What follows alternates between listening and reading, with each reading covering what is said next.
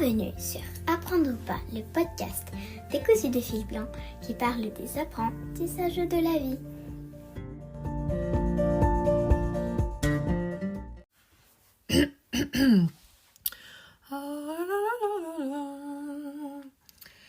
Être ou ne pas être, telle est la question. C'est parti pour notre 9e épisode intitulé « Apprendre à s'exprimer ou pas ». Et comme d'habitude, allons récupérer nos définitions de dictionnaire pour voir de quoi il s'agit quand on parle de s'exprimer. Alors, chez le Larousse, la première définition, c'est se faire comprendre par le langage, formuler sa pensée par la parole. Donc, a priori, il y a une histoire d'avoir appris à parler et de maîtriser le langage ou pas. Et la deuxième définition, c'est faire connaître ses sentiments, ses opinions.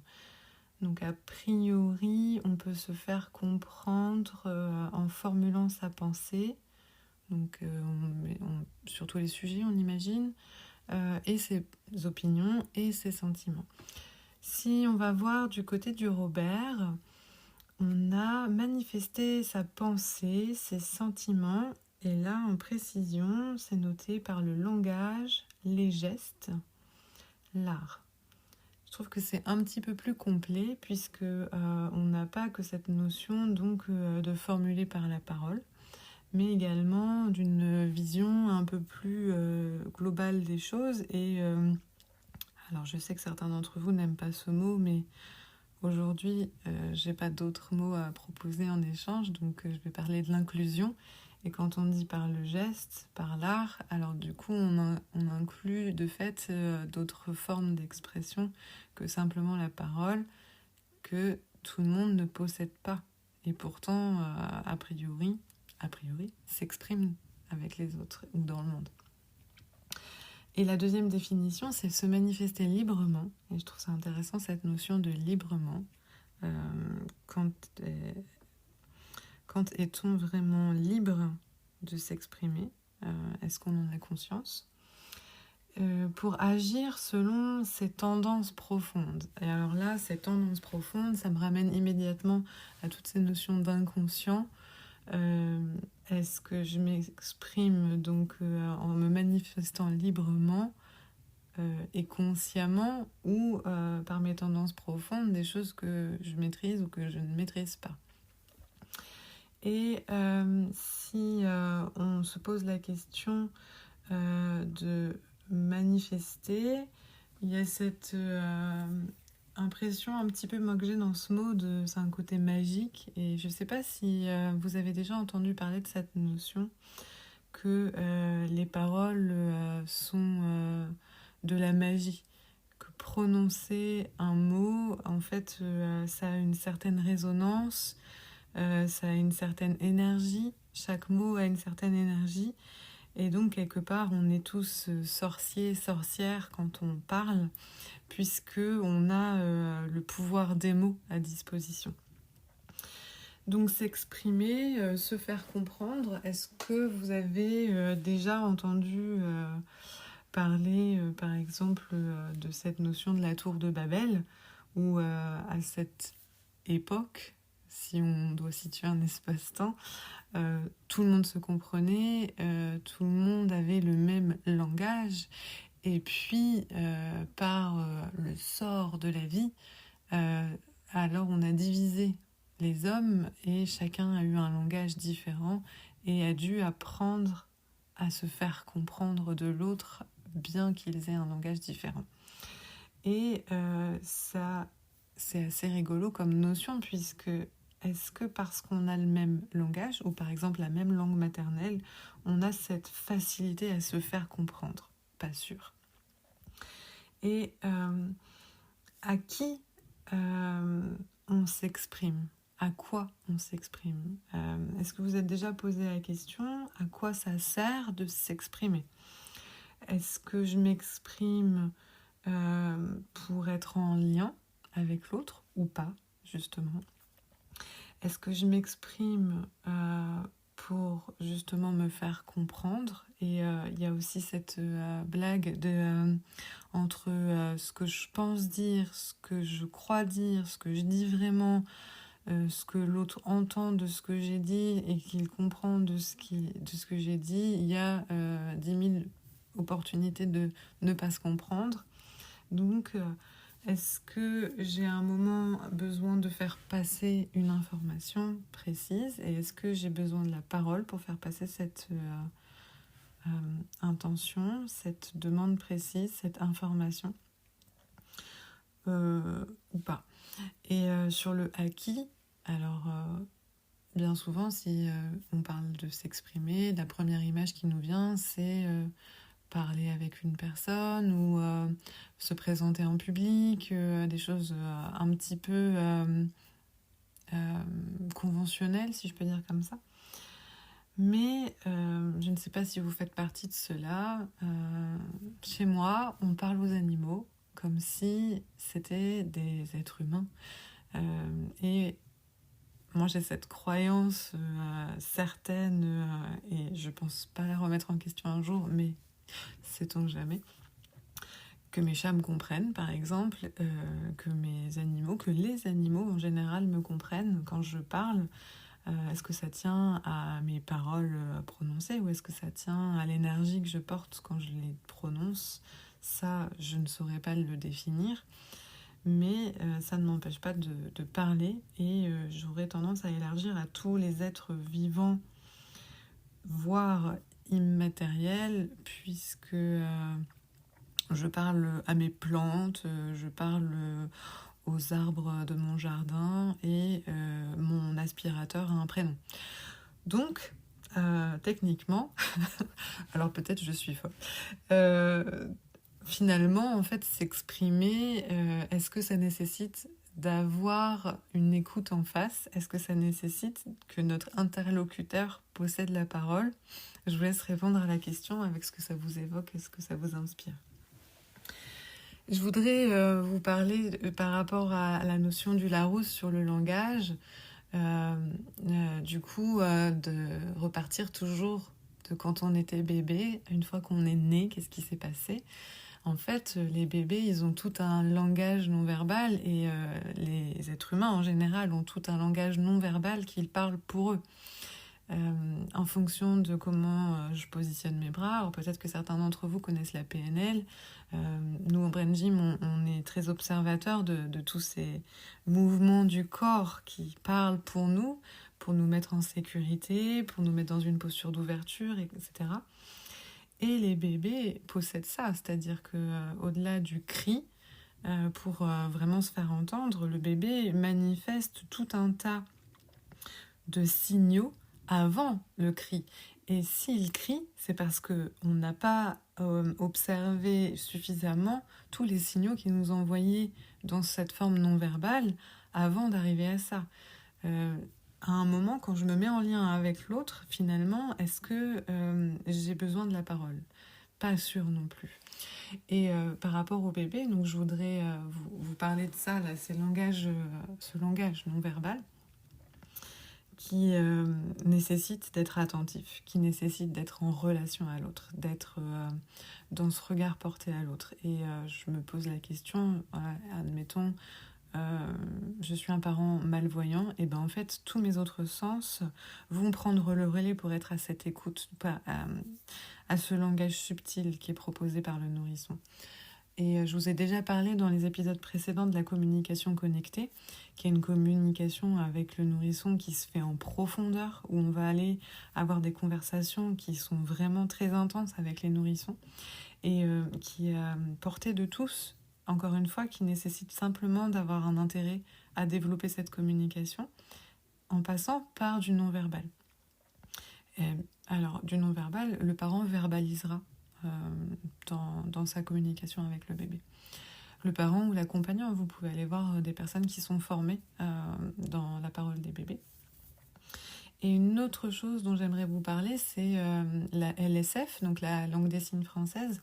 Donc il y a une langue à part entière qui est déclarée en tant que langue à part entière et qui est un accès à la verbalisation qui précède la verbalisation et qui permet au bébé, en grandissant, d'établir déjà une communication, une maîtrise de la communication avec l'autre par le geste, justement, hein, c'était dans notre définition du Robert, et qui, au-delà de la communication connectée, va permettre de lui faire se sentir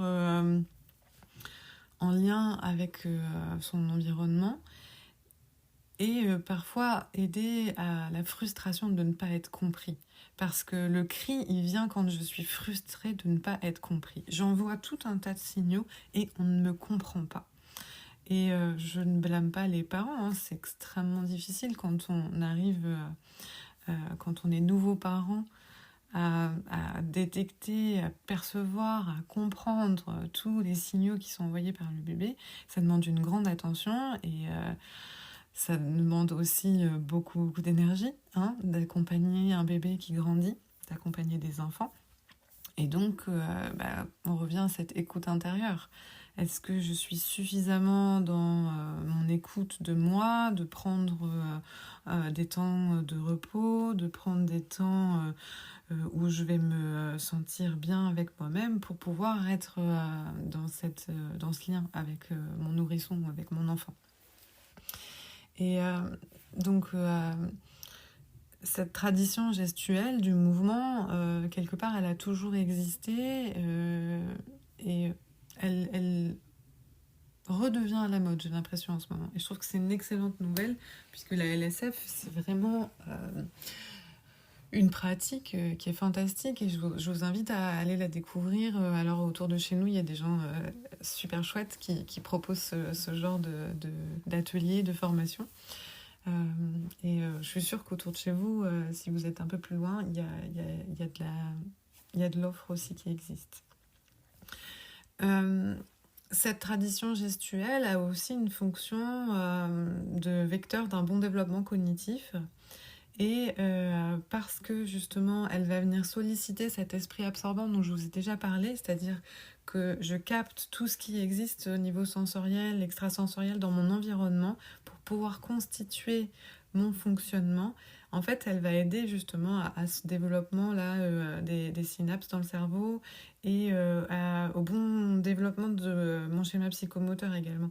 Donc c'est intéressant de mettre de la gestuelle en place dans la communication. Ensuite, elle est source de liberté, de sérénité, autant pour le parent que l'enfant, quelque part.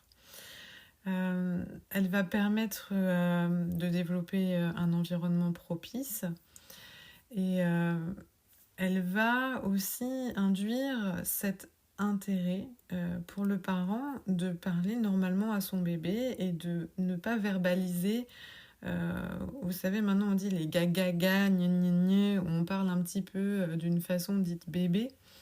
Mais en fait, le bébé, lui, ce qui l'intéresse, c'est de venir puiser en vous toutes les informations dont il a besoin pour se constituer. Donc en fait, plus vous lui donnez d'informations, plus il est à l'affût, plus il est en demande de cette information. Donc ça va être beaucoup de vocabulaire, des tournures de phrases. Si vous aimez les jeux de mots, si vous aimez parler au sens figuré, ça va être une source d'émerveillement pour lui. Et c'est constitutif de l'être, c'est-à-dire que ma façon de m'exprimer, elle va beaucoup impacter la façon dont on va se façonner. Et je vous avais déjà parlé aussi de la biologie des croyances. Quand on s'exprime, on a une façon de s'exprimer, on a une façon des intonations sur les « attention » ou les regards avec le doigt en l'air. Tu ne fais pas ça. Et toutes les réactions, tous les comportements qu'on va présenter vont avoir aussi un impact puisqu'ils vont être aussi absorbés par l'enfant. Donc là, ça va être de ce choix conscient le plus possible d'être plutôt dans une communication intégrée ou une communication non violente, une communication qui cherche à faire du lien avec l'autre, qui cherche à nourrir les besoins de toutes les parties, ou dans une communication dite de VEO, des violences éducatives ordinaires, chantage, menace, soumission, domination, où on cherche en fait à contrôler l'environnement. Et finalement, chercher à contrôler l'environnement, c'est le meilleur moyen de peut-être reconnaître qu'on ne le maîtrise pas, parce qu'on n'est pas en lien avec soi, parce qu'on n'est pas en lien avec l'autre. Et moi, je prendrais cet exemple d'une autorité qui présente une règle pour une règle, sans explication, juste pour créer un conditionnement, par cette expression autoritaire, qui est à la fois verbale et non verbale. La posture du corps va énormément jouer pour activer les modes de survie chez les enfants particulièrement, mais aussi chez les adultes. Vous pouvez le voir dans votre environnement direct. Et en fait, à un moment, on grandit en se façonnant comme ça. Donc, qu'est-ce qui se passe quand on grandit en ayant été entouré de parents et de allo-parents, pour reprendre l'expression du livre Grandir sauvage de Katy Bowman, que je vous invite toujours à lire parce que c'est une perle merveilleuse. Qu'est-ce qui va se passer quand je suis entourée d'adultes qui pensent qu'à la pédagogie, à me remplir de matière, d'informations, mais qui ne sont pas conscients de la façon dont ils jouent le non-verbal, dont ils jouent le verbal, et de l'impact que ça a sur le fonctionnement de mon système nerveux. Par exemple, je vous invite à aller voir la théorie polyvagale. J'ai ma collègue Lisa au Canada qui fait des ateliers là-dessus qui sont hyper intéressants. Je vous invite vraiment à les regarder. Qui ne sont pas aussi intéressés à la façon dont les réflexes archaïques s'installent dans le corps, fonctionnent, et à cette fameuse communication intégrée qui va permettre d'anticiper le moment où le lien ne se fait plus. Et en fait, aujourd'hui, on est toujours dans cette démarche de la gestion du conflit, de la gestion des cris, la gestion des punitions, et par la punition, etc. Mais en réalité, il y a plein de signes avant-coureurs, et si on était plus justement dans cette conscience du non-verbal, alors on n'aurait pas besoin de crier, alors on n'aurait pas besoin de punir, on n'aurait pas besoin de se mettre dans des conflits, parce qu'on aurait les outils pour pouvoir rester en lien dans une expression saine des besoins de chacun, des émotions de chacun. Alors bien sûr, je vous parle d'un monde, vous allez me dire, oui, vous êtes un bisounours, comme d'habitude, mais la vie n'est pas comme ça. Mais en fait, la vie n'est pas comme ça, mais elle ne tient qu'à nous, à un moment justement de nous informer, de nous former si besoin, d'apprendre ou pas. Ça, c'est un choix de chacun, apprendre ou pas. Et parfois, on apprend par la force des choses, parce qu'en étant entouré de gens qui perçoivent le monde différemment de nous, alors petit à petit, on commence à bouger des lignes en nous. Et c'est aujourd'hui important pour nous en tant qu'adultes, alors si vous n'êtes pas adulte, faites-moi signe, d'apprendre aussi à porter un regard sur justement toute cette expression qui vient avant la gestion du conflit. Et aussi, on a une grande responsabilité en tant qu'adulte, puisqu'on contribue à cette constitution de l'être, d'être attentif aux productions qu'on a au niveau verbal. Et on m'a demandé un thème sur coller des étiquettes. Et je ne sais pas si vous faites partie de ces personnes qui se sont fait coller des étiquettes sur le front, et à quel point à l'âge adulte, en fait, on les a intégrées inconsciemment et qu'elles sont tellement difficiles à décoller. T'es maladroit. Non, mais de toute façon, il a toujours été maladroit, c'est insupportable. Ou les têtes en l'air, c'était ma demande. Elle est organisée, on voit, elle est comme sa mère. Oui, ça, elle est comme son père, elle est hyper sportive. Et en fait, étiquette positive, étiquette négative, encore une fois, c'est une question de point de vue, ce qui est positif et ce qui est négatif.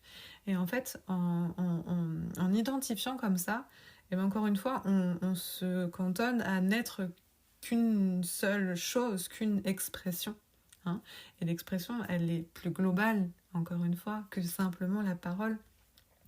Donc si je me fais coller une étiquette, si je colle une étiquette à quelqu'un, alors commencez pas à vous taper dessus en vous disant « Oh là là, mon Dieu, ça m'arrive tout le temps, etc. » En fait, juste en prendre conscience déjà, c'est toujours le premier pas, en prendre conscience. Eh bien, ça veut dire que on est dans une démarche où à un moment on a besoin d'identifier, c'est important pour nous, ça nous permet de créer une structure. comme on a besoin du jugement parce que ça nous permet de créer une structure. C'est donner du sens à quelque chose. Mais en fait, donner du sens, ça ne veut pas forcément dire enfermer. Ça veut dire que l'idée, pour éviter de coller une étiquette, c'est plutôt de s'organiser et d'organiser la parole autour de l'action qu'on perçoit. Puisque ça, c'est tangible pour tout le monde. On perçoit une action. Vous avez déjà entendu la chanson de Dalida, Parole, parole, parole. J'adorais chanter cette chanson avec ma sœur quand on était plus jeunes. En fait, nos paroles, elles vont rester imprimées, mais en fait, voyons les actes. Et si je notifie un acte en disant « Tiens, c'est marrant, en faisant ça, tu as fait preuve de maladresse », je ne colle pas forcément l'étiquette, c'est-à-dire que je montre à la personne que là, à cet endroit-là, il y a au moment quelque chose que pour l'instant, elle ne maîtrise pas. Et c'est intéressant aussi d'ajouter en fait cette notion de temps. Pour l'instant, elle ne le maîtrise pas. Mais en fait, c'est pas parce que pour l'instant, elle ne le maîtrise pas qu'elle ne le maîtrise pas. Elle ne maîtrisera jamais. C'est cette notion de je n'ai pas encore fini d'apprendre. Je n'ai pas encore acquis pleinement la compétence. Je suis en cours d'apprentissage. Et quand je suis en cours d'apprentissage, alors ça veut dire que je peux me laisser du temps pour développer ce savoir-faire, ce savoir-être, etc. La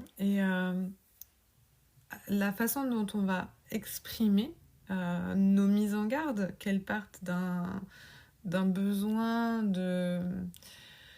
que l'autre soit entre guillemets le meilleur possible parce qu'on sent son potentiel et on a envie de l'encourager, et bien justement encourageons-le sans lui poser des injonctions ou des étiquettes. Le meilleur moyen que moi je connais pour arriver à ce genre de résultat, c'est de questionner. C'est de dire « Et comment tu ferais autrement ?» Et est-ce que tu as remarqué ce qui vient de se passer ? Est-ce que tu perçois ceci, cela ? Moi, je vois les choses comme ça. Et toi, comment tu les vois ? Et en fait, quand on est dans un système de questionnement, alors attention, encore une fois, si vous arrivez avec vos gros sabots parce que vous voulez une réponse, probablement que l'autre va se sentir en danger et va dire « Oh là là, pourquoi il me pose autant de questions ? Qu'est-ce que c'est que ce bazar ?» Ça vous arrive ? Dans les disputes, beaucoup, quand on veut des explications, on dit ça et ça et ça et ça, et l'autre, il passe un mode de survie, il n'entend plus, il voit plus, il a juste envie de partir en courant. Donc en fait, l'idée, c'est, je pose une question, j'attends pas une réponse précise, je ne veux pas qu'on me dise ce que j'ai envie d'entendre, je veux savoir ce qui se passe dans l'espace sensoriel, dans l'espace intérieur de l'autre. Et puisque l'enfant s'imprègne de ses perceptions sensorielles, alors mon discours moraliste, mes explications grandiloquentes, longues, précises, etc., n'auront que peu d'impact. En revanche, si à un moment j'arrive à moi-même faire évoluer mon comportement, mon fonctionnement profond, justement, mes tendances profondes comme dans la définition, ma façon de m'exprimer, ma façon de voir les choses, alors il va s'imprégner de ça.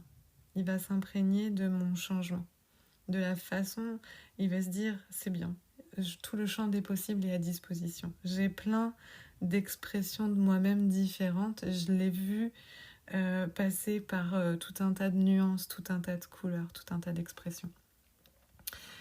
Et je pense que là, la façon dont on va grandir, elle va se manifester beaucoup à l'âge adulte.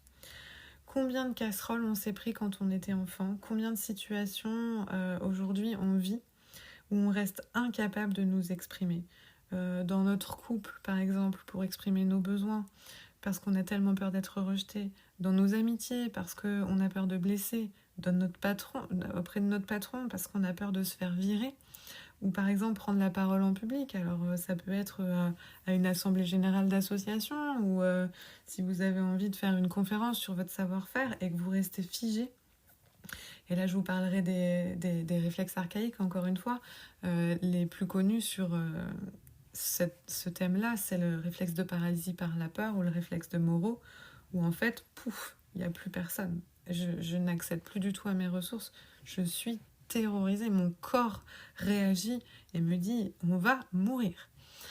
À un moment, c'est important d'être conscient de ça, à quel point ça peut nous impacter au niveau du corps, et que le corps réagissant, eh bien, je perds ma capacité d'expression, mais autant gestuelle que par la parole, etc.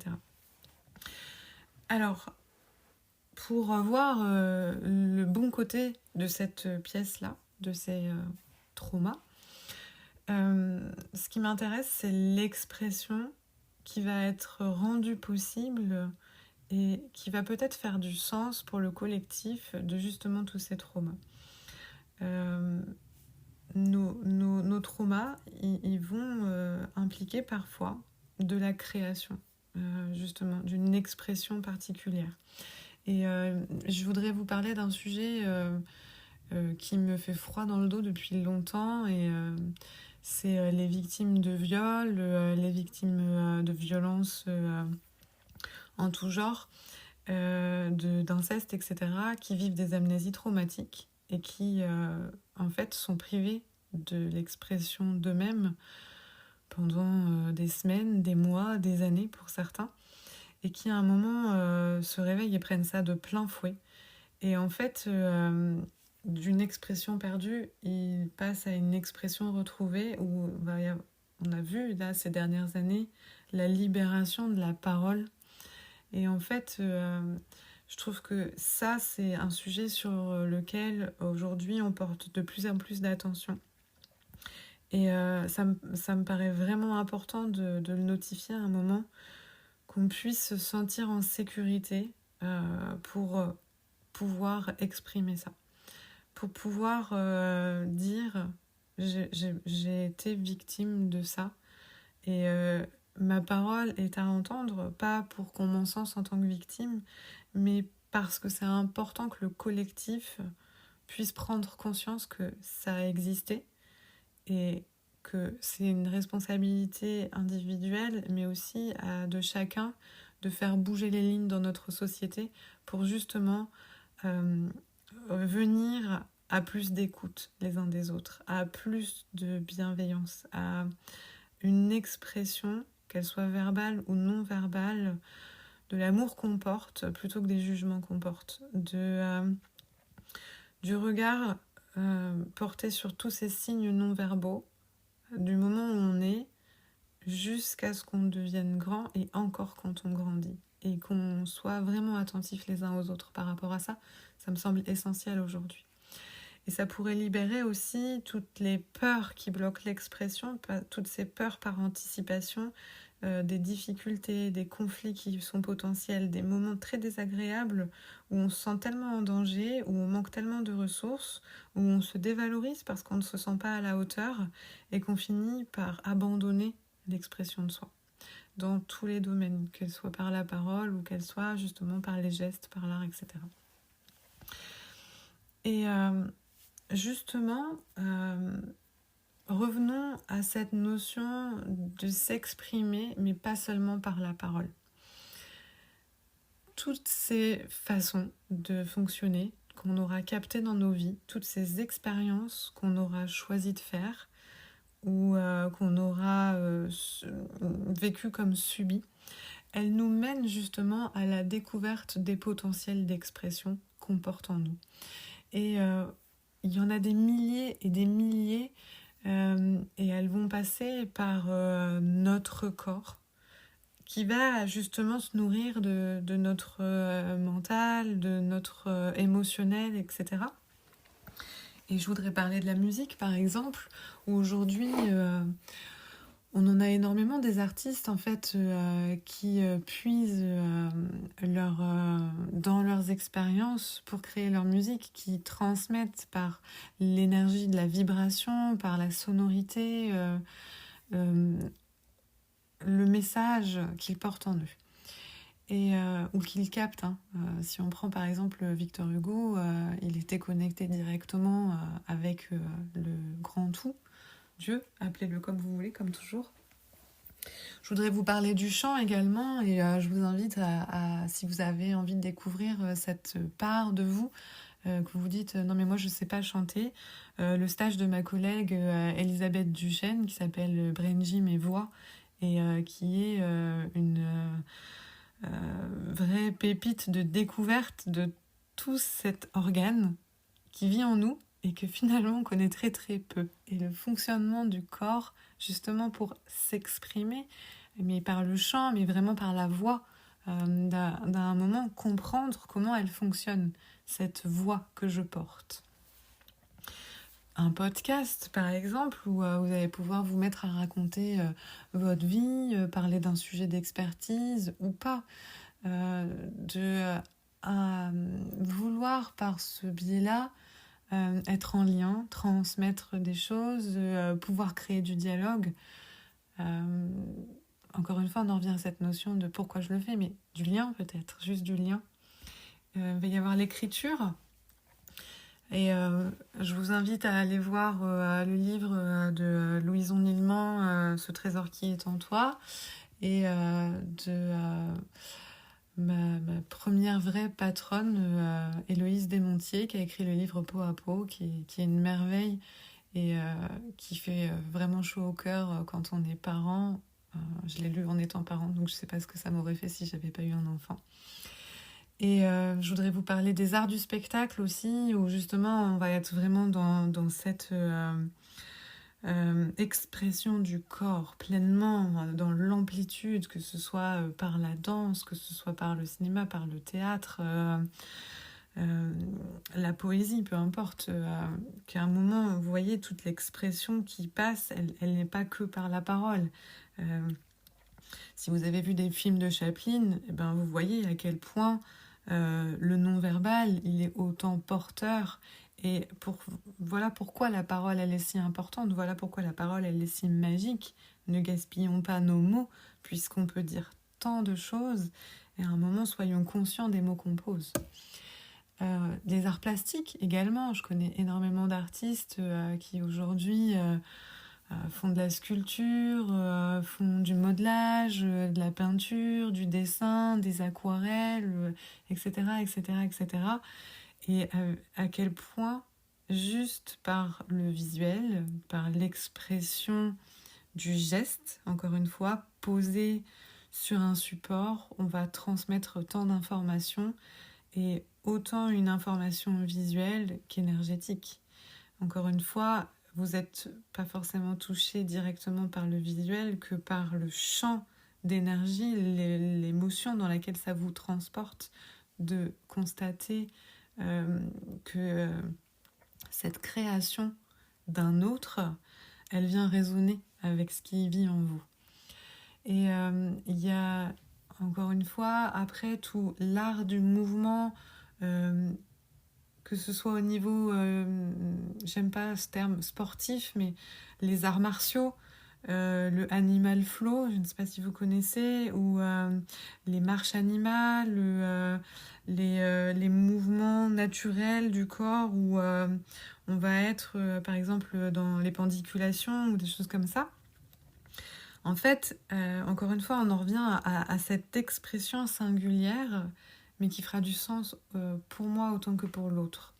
L'art du mouvement, c'est aussi un boulanger qui fait son pain, un charpentier qui va façonner votre toiture, un jardinier qui va avoir une gestuelle particulière pour prendre soin de ses plantes, etc. En fait, l'art du mouvement, il est l'art de cette expression de soi. Et à quel moment, justement, cette expression de moi, je n'ai pas forcément besoin de la dédier à une personne en particulier, à un groupe de personnes en particulier, mais juste l'exprimer pour qu'elle soit dans le monde. Et rien que par son existence, peut-être qu'elle permettra à plein de gens de s'aligner dessus. Et peut-être que les personnes qui entreront en contact avec seront dans cette résonance-là et qu'elles découvriront quelque chose en elles grâce à ce qu'elles ont capté. On en revient toujours à cette imprégnation cet esprit absorbant. Et à quel point il y a du plaisir dans cette expérience de cette expression. Si vous apprenez des langues étrangères, je reviens à Babel, à quel point c'est grisant, à quel point c'est stimulant de découvrir quelque chose qu'on ne connaît pas. Et selon les expériences que je vais faire, je vais façonner ma vie. Et j'ai le choix aujourd'hui, au présent, dans juste cet instant-là, de façonner ma vie, justement en choisissant un mode d'expression, d'explorer un mode d'expression plutôt qu'un autre aujourd'hui, et pourquoi pas un autre demain, et pourquoi pas un autre dans 1 heure.